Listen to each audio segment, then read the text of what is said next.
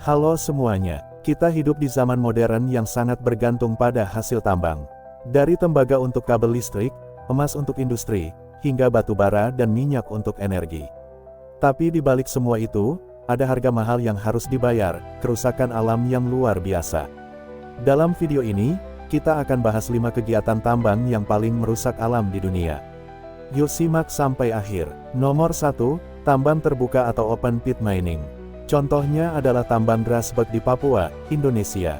Ini adalah salah satu tambang tembaga dan emas terbesar di dunia. Tapi untuk mendapatkannya, 2 gunung dihancurkan, Gunung Ertsberg dan Gunung Grasberg. Setiap hari, sekitar 200.000 ton limbah tambang dibuang langsung ke sungai, mencemari tanah dan air, serta merusak ekosistem pegunungan. Tambang ini juga menimbulkan konflik dengan masyarakat adat, yang tanahnya tergusur dan airnya tercemar. Nomor 2, tambang batubara dengan metode strip mining. Contoh nyatanya ada di Kalimantan, Indonesia. Data dari Kementerian ESDM tahun 2022 menunjukkan, sekitar 1,5 juta hektare hutan rusak karena tambang batubara. Lubang tambang dibiarkan menganga, menyebabkan longsor, pencemaran air, dan mengganggu sistem hidrologi. Menurut WHO, polusi udara dari batubara menyebabkan lebih dari 4 juta kematian dini setiap tahun secara global. Nomor 3, tambang emas ilegal skala kecil atau tambang rakyat. Contohnya bisa ditemukan di kawasan Amazon, Brasil. Tambang ini tidak punya izin resmi, tapi dampaknya sangat nyata.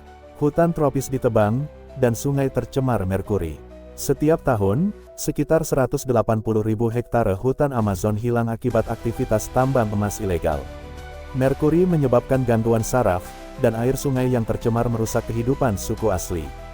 Nomor 4, tambang minyak dari pasir atau tar sands mining. Contoh besarnya ada di Alberta, Kanada. Tambang ini menghancurkan hutan boreal, salah satu sistem karbon terbesar di dunia. Untuk menghasilkan 1 barel minyak, dibutuhkan 3-4 barel air. Selain itu, tar sands menyumbang sekitar 70 juta ton karbon dioksida per tahun. Itu setara dengan emisi dari 15 juta mobil. Dampaknya sangat besar terhadap iklim dan air bersih. Nomor 5, tambang kobalt dan logam berat di tambang bawah tanah.